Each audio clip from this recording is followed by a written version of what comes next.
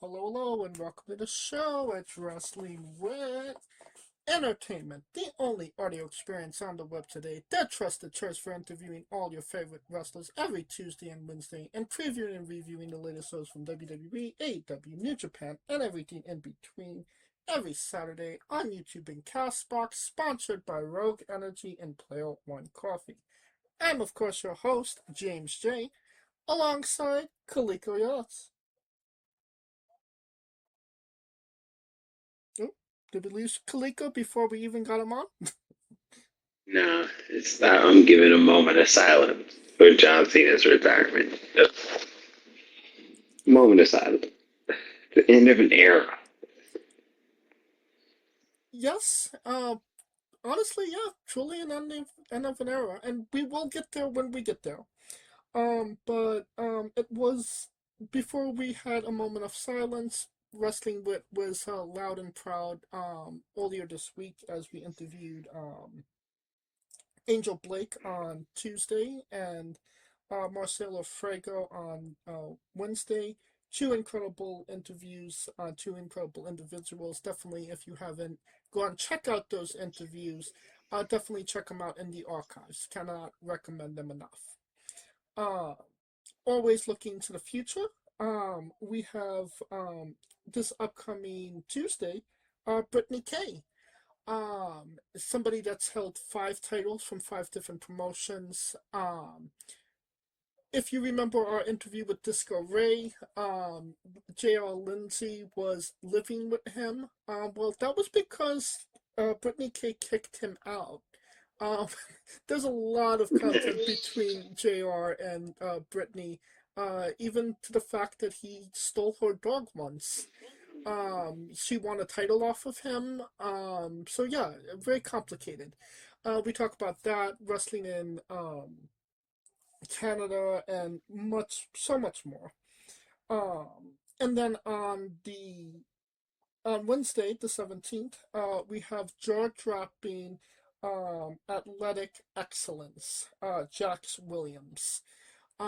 He's from up in Canada, working for Smash Wrestling. We talk about his rivalry with Von Vertigo, if you remember him, friend of the show. We talk Von about Vertigo. his Gotta love it. huh? Gotta love Von Vertigo.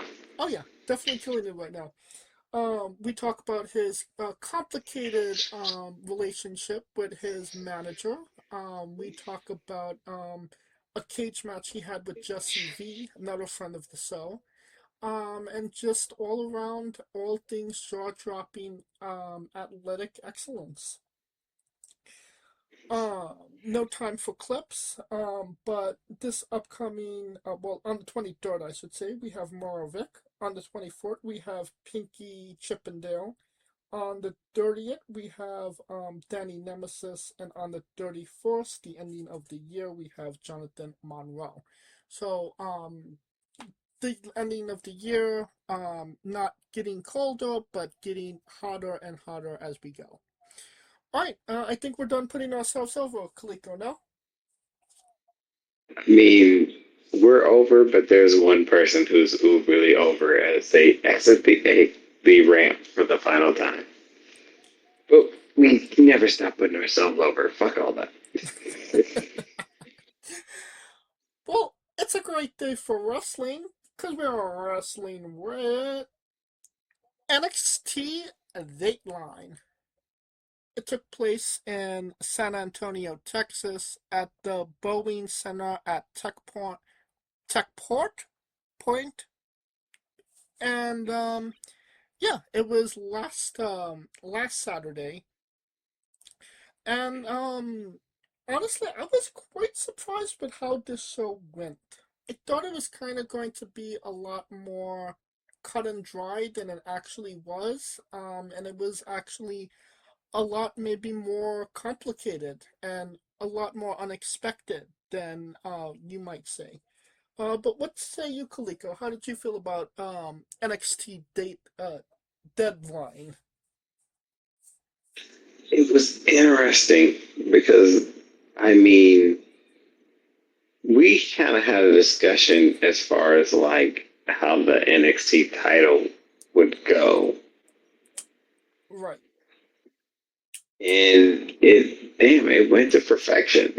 I must say. Um, some of the things that we predicted was shocking. Some of it we missed, and I'm pretty sure we'll go over that as we get to the results. Yeah. But yeah, overall it was a good show, and it set up everything. But I didn't think things were gonna go transpire as quickly after the show, which is crazy. Oh yeah. Let's get into it. The first match out was for the NXT Championship. Obafemi defeated Ricky Saints in 17 minutes 17 seconds. And if I'm being completely honest, this match was a far cry better than the first match they had, where Oba just kind of fucked Ricky up for like maybe 15 minutes. I don't remember what the exact time was on that card. And then Ricky just beat him in like 2 minutes. You know, just one or two moves, and then Oba was done. This had back and forward. It showed Oba, as the monster that he is. Ricky as the plucky underdog. Um, I think this was Ricky's best showing as the champion, and yet it was his last showing as the champion. Ironically, um, I think the right guy won, especially considering what we found out about the match, where the winner would go on to wrestle Cody Rhodes the next Saturday for John Cena's last event. So I was actually cheering pretty hard for Oba because I wanted to see him wrestle Cody more than Ricky. And when he actually did, get the W on Ricky, I'm not gonna lie, I popped pretty fucking hard for it. What say you, Kaliko? I mean, we kind of had that discussion, right? Like, We actually did it. um, and I think we kind of saw this coming because we both felt, oh, but we felt Ricky got him once, and it also kind of felt like a spur of the moment that he kind of got him. Because to me, I always thought that the biggest person for Oba to lose to was Javion. Um, which we'll get to that down the line. But yeah, the right person won. Oba got the belt back, and it set up Obi Cody for Saturday Night Main Event. And we kind of know what went from there, but in essence, the right person won if they're trying to give that right person the spotlight, if that makes sense. Um, because Ricky trained Cody, so it's not like he's going to lose anything in the aggregate. And it just seemed like Oba needed that spotlight to show that he's the big bad motherfucker that he's going to become. Right. Well, I know, obviously, they're kind of strapping the rocket to Javon's ass, so to speak. But I would say that it really doesn't do a lot for him to get a W on Oba because I mean obviously yes, Oba he hasn't been able to slay Oba, but Oba's been slayed already by Ricky. So I feel like it just kind of takes a it kind of takes away some of it. You know what I mean? For him. Well, I look at it in the sense that Oba being slayed by Ricky shows that he's beatable. But the problem is that Javion showed that he was beatable. You see what I'm saying? Yeah. So it's kind of like how Ricky Saints taking on Oba is kind of like how JC Jane took out the core after Jordan Grace. you can make the argument Javion did the work and Ricky Saints benefited from that work. Mm, I kind of get what you mean. Kind of like how Jordan Grace did the work, JC Jane benefited from it. Just right timing. They were the right person. They were at the right place at the right time. And that kind of shows because with Ricky losing straight up, kind of showed you that, right? I do wonder, if we do get, Javon and Oba, and then Javon goes over, uh, J- Javon goes over Oba, where does that kind of leave Ricky? Do we get a heel Ricky Starks versus Javon Evans? Well, what happened afterwards with Ricky? Ricky turned heel on Javion. He interfered in the title match. So the match that for those who are already seen it. So the match that was set for New Year's Evil was pushed to NXT Tuesday. Ricky Saints interfered in that championship match, cementing that heel turn. So we already got it. I did not You already watch. got it. Okay, so I mean, I was not able to watch NXT this week, so Oh, okay. So yeah, so this Tuesday, so basically Ava ramped up that title match to now, okay. to then, and Ricky Saints kind of cost JV the title. Well, there you go. Prediction came true. Um, but just kind of going back to Oba Ricky, I think it was the right move. How many stars you give this one? I mean, a solid four, considering that the right guy won, and it kind of showed that the whole thing was to show that Oba losing was kind of a fluke in a sense. So I like the fact that they did that. It just showed like Ricky gave it his all, and it just showed that Oba was kind of caught off on an off night. I give it. I'll give it a four as well. I think four is a pretty good number. Now, did our good friend Uncle Dave give us a rating of this match? Man, if he's not too busy looking at the Continental Classic, survey says yes, he did. And I guess we're gonna play another game of guess that rating. Okay, Where's the clap?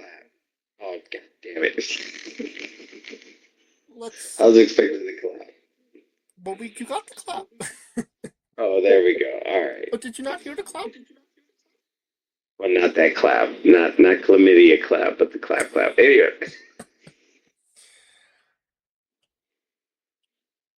I say 3 and 7/5. higher. Higher? Mm-hmm. 4 1/4. Lower. 4. Gave it a four. Look at that. Okay. We're driving with the Uncle Dave tonight. I don't have to cuss him out for right now. That brings us to the women's Orange Survival match. Kendall Gray, Sol Ruka, Lola Vice, Kalani Jordan, and Jordan Grace. I had Lola and Grace. You had Jordan and Grace. That's hilarious. um, with actual winner, Kendall Gray. Not on anybody's radar. She won with 3 points, I believe. She how do you? I'm looking at this bracket, and I'm not entirely sure. Okay, so Gray took one L to Jordan Grace, I believe.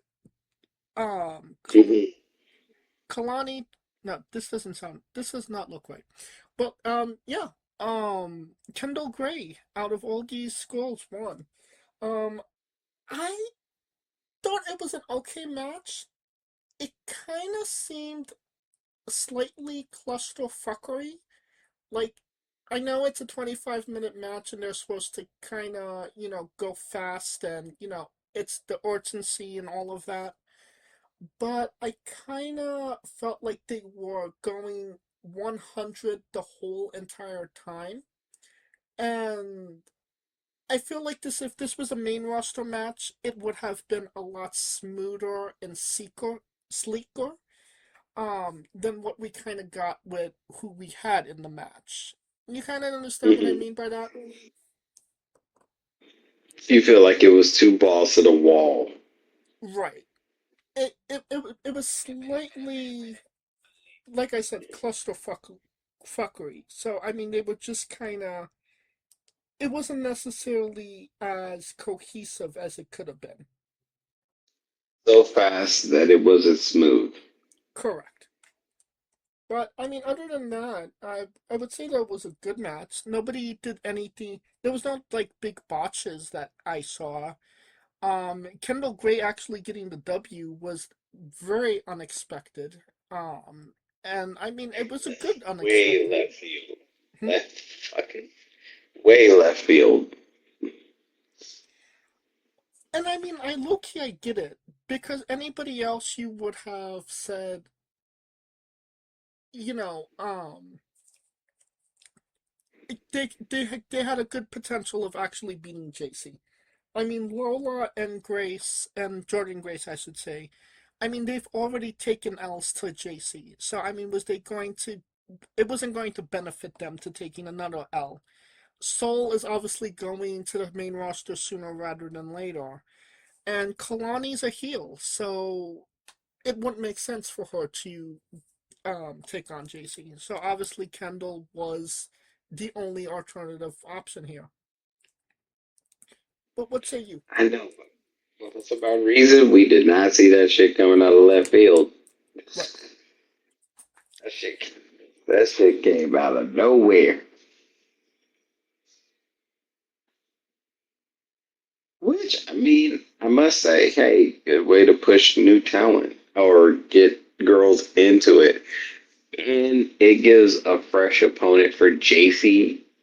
And JC also is at that point where it's like, that's not a guaranteed dub for JC. But look here, I kind of feel like it is. Considering the Tatum beat her on a random night, it's not out of the realm that JC could get caught on the wrong day. I mean, true, but because you have that logic, that means that she is going to win. Because the first time we start, JC, was a shoe in to actually get a W, she lost. Every other time we were like, I don't know if she might win this one, and she won. You know what I mean? I mean, I was more high on JC than most, but with the Tatum thing, yeah, that I mean, but that also showed that she's beatable. So it's Which one has of been those her things whole where it's gimmick to begin with. She's the beatable champion. exactly she's the beatable champion. So Kendall got as much as a shot as Tatum did against JC. I mean, it definitely boosts Kendall.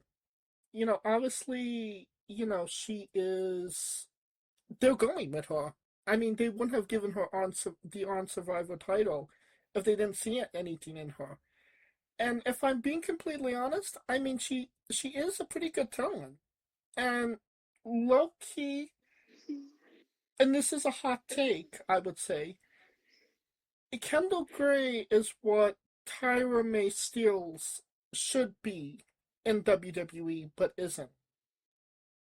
Mm, She's an amateur wrestler that transitioned well from being amateur to a pro wrestler. She right. doesn't necessarily take herself as seriously, and I feel like she's low key kind of humble in her role as well. I mean, you can see, there could be some friction between her and what's the girl that's with her in the FCC? Oh, you talk about Ren. Ren, yes, Ren I Narita. love Ren. Um, I love Ren. um, Ren Narita. yeah, you could It's see that there's kind of like a low key friction that could end up I think it's somewhere. Nicole Ren. Yeah, so you can see that, and I mean that could build to something. But for right now, I think that they have something with her for sure.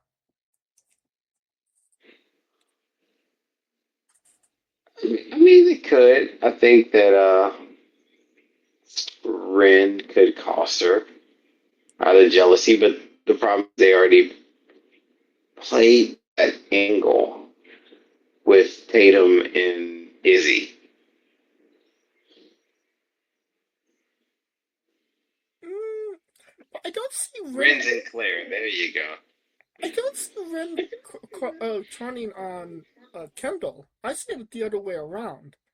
I feel like Ren is too naive to turn on Kendall. I say that Kendall will just find her so annoying that she'll beat her up at some point. Mm, it'll be the other way around before that happened because it's the vet leading the rookie or the vet abandoning the rookie at her most opportune time.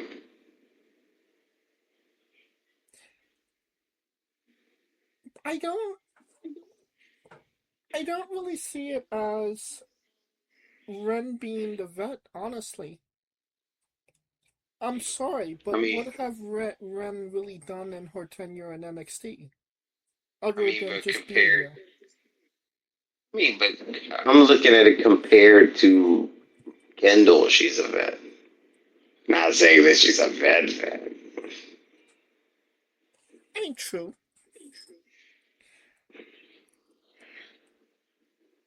So, So, yeah, what? so I mean, it's we'll see how it goes when deadline comes. New Year's Evil. Or New Year's Evil, rather. Sorry, New Year's Evil. So to me, if I saw this, I'm assuming JC's going to go all the way. I mean, I agree. Alright, how many stars you give this one? Honestly, it's a four because the winner came out of left field for me. I ain't gonna lie to you. That winner came out of left field like I was like, holy shit. Well, um, I mean, Lola Vice was in the match, so automatically it has four. So Oh, Ruka was in it, so that is bumps it to 4.5. And Kendall Gray winning unexpectedly boosted to five. So we got a 5-star match here. look at you. Mm-hmm. That's a hell of a bump. That is one hell of a bump, sir. Oh, that brings. Oh, actually, Uncle Dave's rating. I don't think he would be as favorable to it as we were. Three, Higher. 3.5, Higher. 3 7/5, 4.5. 4.5. Wow. Interesting. I know. I was like, I was shocked as hell too. Interesting. Maybe he likes Kindle. Um, Yeah, I mean, Kendall is nice, nice on the eyes. Now we got NXT North American Championship. Ethan Page defeated Mr. Iguana in 8 minutes and 33 seconds. I mean, not either men's best outing, but if you needed a pee break match, I suppose this was it. Um, at least Mr. Iguana actually didn't botch any spot. I think he only botched one spot. But Ethan kind of protected it that it didn't look as bad as it could have been. Um, Hmm. I mean, I don't know what you would maybe expect for an almost 9 minute match, but I think it did what it needed to do. Both Mr. Iguana's over like Rover, and Ethan Page got heat, so um, I kind of wish that they would do something maybe a little bit more significant with Ethan at this point, considering he's probably their hottest heel right now. But I digress.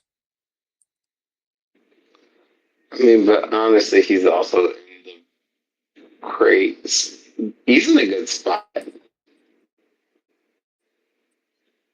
Like he's the biggest heel in NXT, and for some odd reason, he's not like what's the word I'm looking at? The biggest heel, and he's not taking L's, which is crazy. Yeah. I mean, he's not taking major L's for sure. So it's kind of crazy how he's in a position where I mean L's are not affecting him. He's almost kind of in a I wouldn't say a Teflonish era, but it's getting there, if I say so. I would say so, yeah. So I mean, I I it it serves him right. The right person won, and I mean, what can I say with Iguana? It wasn't his best outing, but I mean, it was definitely a better outing than his Halloween Havoc match. that we can agree. Yeah. That we'll agree to disagree. There you go. Look at us. But How many stars you give this one?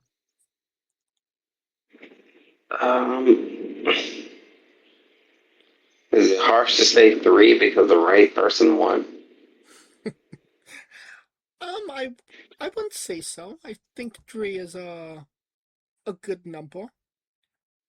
Such a good number, I will give it a three myself.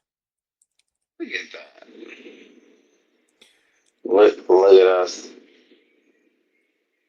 All right.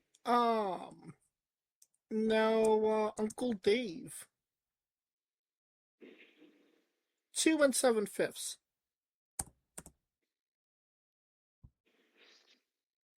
Actually higher. 3 1/4. Lower. Three. Three. Look at that. We clicked with Uncle Dave tonight.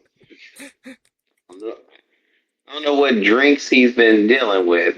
Maybe he got the 6 pack of wine from Orphelia's. I sent them. I don't know. All right. That brings us to Izzy Dane taking a W over Tatum Paxley in 12 minutes and 36 seconds. Um, a little bit disjointed if I'm being honest. Um, it I get where they were playing with Tatum, being naive and wanting to believe in Izzy, but they kind of did it multiple times in a sort of span of time, and that kind of was confusing. And um, we know that Tatum could go. Tatum could have good matches. She's had bangers in the past, but Right. it's so obvious that Izzy is still very green, and she hasn't had a lot of matches, and it does still kind of show.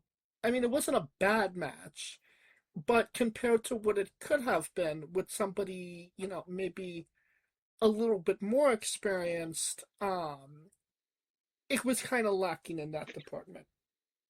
You know what I mean? Well, because Izzy is supposed to be naive, but the problem is that she's more experienced than the heel, who should be the foxy one.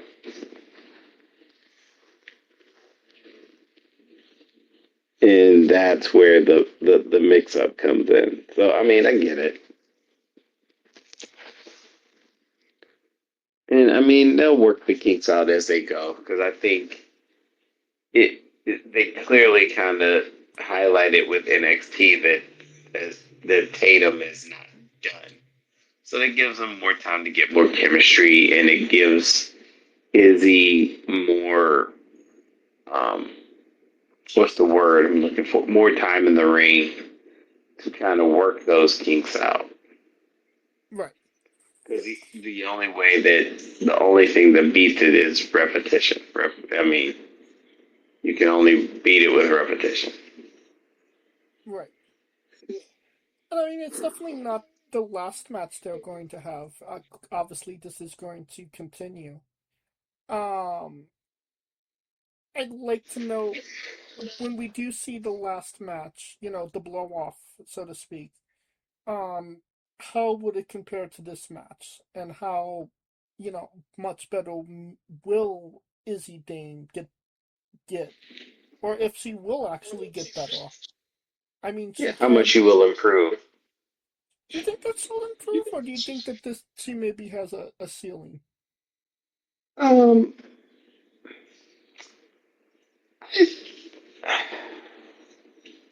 I will give her the benefit of the doubt. I think that I think she can improve. Um, let's give her a little time to try to figure it out with this feud, because I think this feud is not the end all be all. What do you mean by that? I, I don't think this feud with Tatum is going to define how she is. What's the word I'm looking for? I don't think it is going to define her skill set as a wrestler, because sometimes the chemistry may not match with one where it could with another.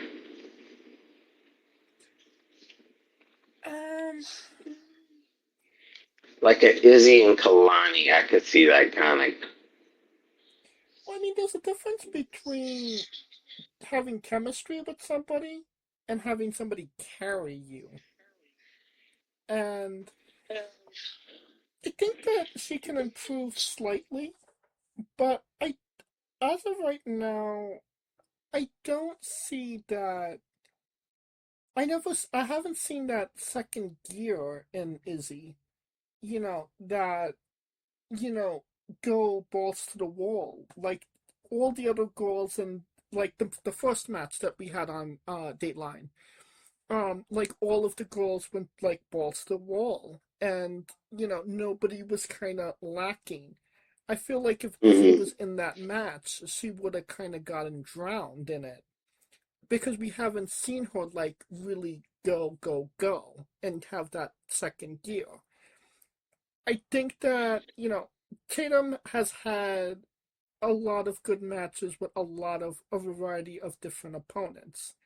So she has proven in the past that she can go and she can have bangers, like I said. So I do feel like it's kind of make or break for Izzy, because if she can't have a good match with Paxley, and she can't find that second gear, and I would say that this is Izzy's first proper rivalry as well. So if she can't get this rivalry over, then I would say that Izzy's going to stay a lot longer in NXT until and and not necessarily, be considered for main roster. I mean, I would say that she would maybe get into the position of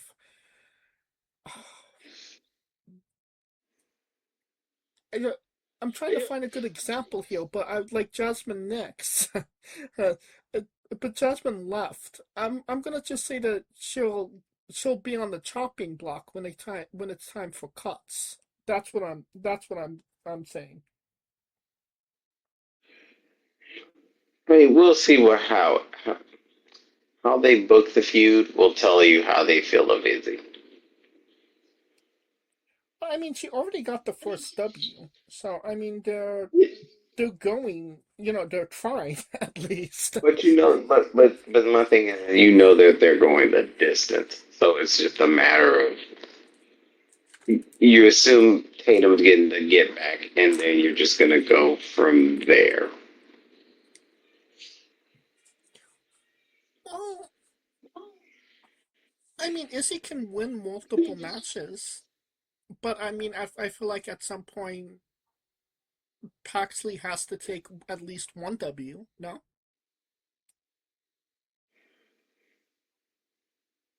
Uh, so the thing is, are you expecting her to take two dubs in a row? I mean, I can see Izzy taking two dubs in a row. It's not necessarily a matter of how many wins that she gets. It's how she's presented and how she presents herself and the quality of the match. That's what I'm going with. Um, that I disagree. Because if they see Izzy as this, if they see Izzy as the person that you expect them to be, they would put them in a position to where this is the jump start to her moving and be in an already stacked women's division. Right. I don't see. I mean, obviously she can move up, but I don't see her move. I don't see her getting into a position where she's going to be upper on the upper card unless she has good matches with Tatum, and so that she has that third gear that all the other girls seem to have. Well, I don't think that's her bar. Her bar, I think, is to see that if she can even be on equal footing or any footing with them before they can push her to get to the third gear. Well, let's see how this develops. How many stars you give this one? I mean, I give it a three for now because I see what they're trying to do. They're just building the feud, and you want to see how the story goes. I feel like in good conscience I can't give it a three. So I'm gonna pull a Meltzer here, and I don't do it often. A 2 and 7/5. Man, it's you. And I feel Dave might be vibing with me. He also gave it two Okay. and seven fifths. Well, he gave it lower. I can take. 1 1/4. No, 2 1/4. 2 1/4. Jesus Christ, man, you are just horrible. No, Higher or lower? higher. 2.5. 2.5. There you go. I mean, I was more complimentary than Dave was. Well, Um, that may be true. I let's get into the men's Iron Survivor match. Javon Evans defeated Leon Slater, Joe Hendry, Dion Lennox, and Miles Bourne in 25 minutes. Flat. Um, I thought that the match was slightly better than the women's. Just because it kind of went slightly slower. Um, I think that it like, but obviously, the two guys that I thought may have had a better shot of getting it didn't win it. So obviously, Javon is, they're going with him. I Um, told you it was Javon, bro. I thought it was his match to lose. and he, um, and he won in good fashion. Like last year, he didn't win. It came right up to the wire, and he lost. This time around, it came right up to the wire, and he won. So I mean, it's long term storytelling at its finest, and I think that was the major edge that this one had over the women's. Obviously the women's edge on this one was that it had Lola Vice on it. Um, but yeah, I think it went a little bit slower. Everything made sense. Good ending and good storytelling. What say you? I mean, we've already had this discussion, and I already told you my insider told me Javion is going to be that flag bearer for NXT. It's just a matter of when rather than if. Um, and I'm inclined to agree with him because, in the sense that, considering that they're trying to yank a lot of people from NXT to the main roster, they need someone who needs to be a holdover, and who's a better holdover than Javion, who's one has a connection with the crowd unlike any other person on the roster in NXT. Well, and like and low key, like literally no disrespect to your source, but obviously right now, plans is for NXT for to have is to have Javion. But all it takes is one call from Mr. Levesque for him to get popped onto that main roster. And I mean, the way that they've been using him this week alone kind of tells me that we're going to see him on the main roster next month in January, or at Oh, least in no later than April after May, the Raw after Mania. oh. Now that's where my source also comes in. The, the, the point in contention is with Javion is that they want him now, Right. and that Sean is like hold him for as long. Sean's trying to hold him for as long as he can. The roster thinks he's ready now, and Sean is like, I need him now. So there's this struggle with him. I mean, when has Triple H ever listened to Shawn Michaels? Well, I, depending on how you see how he listens to the audience when it comes to black wrestlers, that's a whole other audience, but that's a whole other topic for another day. I mean, there was literally no person bigger in NXT than Stephanie Vakor. It was literally Stephanie Vakor and everybody else on the roster. People bought tickets not to see NXT. People bought tickets to see Stephanie Vakor. And literally, what, like 4 months into her NXT run, into 2025, they plucked her.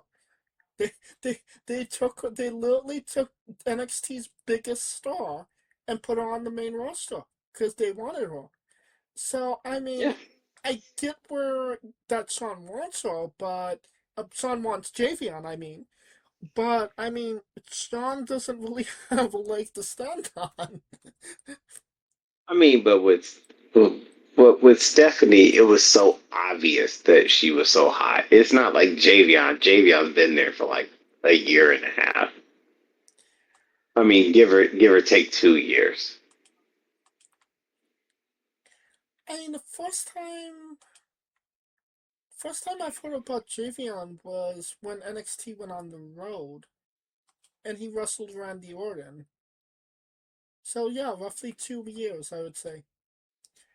But Yeah, so it's not like Stephanie was this indie lady who was already polished and just had a meteoric rise, unlike any other woman this side of Asuka. true. But I mean, we're not necessarily talking about wrestling ability per se. I mean, the whole thing. Yeah, it's the total package. Right. So I think Opa's got maybe at least another hot minute in NXT. I think he might be. Think he might be heading towards the main roster in Mania, the Raw after Mania. I would say.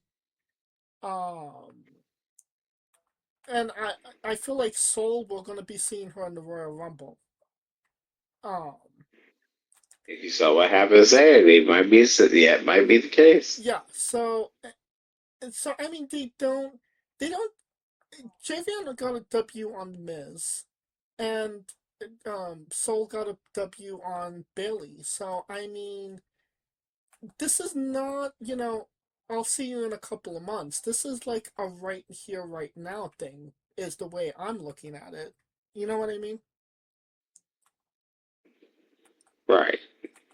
But we'll see how that struggle happens with JBN in the sense of keeping him on that main roster. I mean, they could just do a thing where he's working all of it. So I That would am be a not. really bad idea.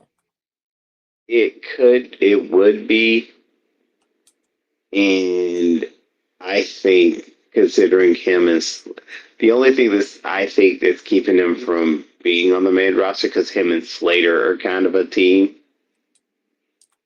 Right, and So that's going to come to a head at some point. right. I mean, we still need a decisive victor in that little rivalry, even though they're That tag team. they even though they're going after Dark Fate and da da da da. You know, yeah. So Yeah. Right. The match. How many stars you give it? mm,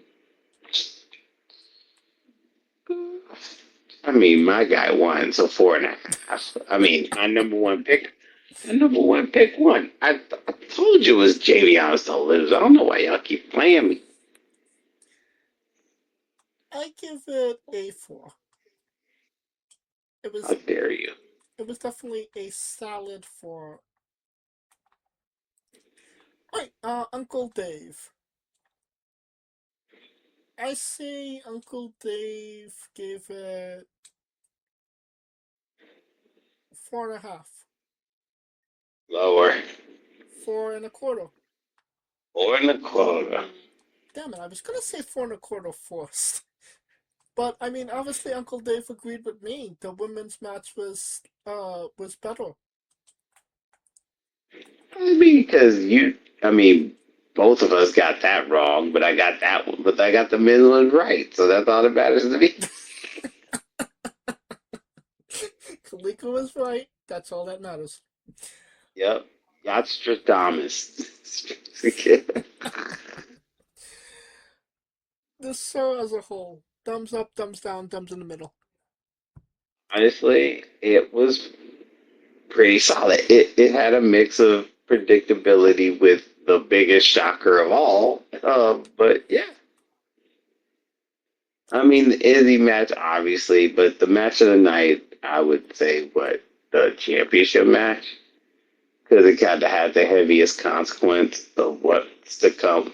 Well, if you caught NXT Tuesday, it had the heaviest consequence of what to happen later down the line, storyline wise. And I mean, what we're going to be talking about afterwards as well. The Saturday night main event show as well. Right. I also give it a thumbs up. Thought it was a solid show, good show, entertaining show. I would recommend. I would watch again. Alright. Um. Now that'll conclude our coverage of NXT Deadline, and now a quick word from our sponsors. Hey, folks, this is the Colossal Mike Law, and you are listening to Wrestling with Entertainment. Enjoy the show. Support these guys. We appreciate it very much. We'll see you at ringside.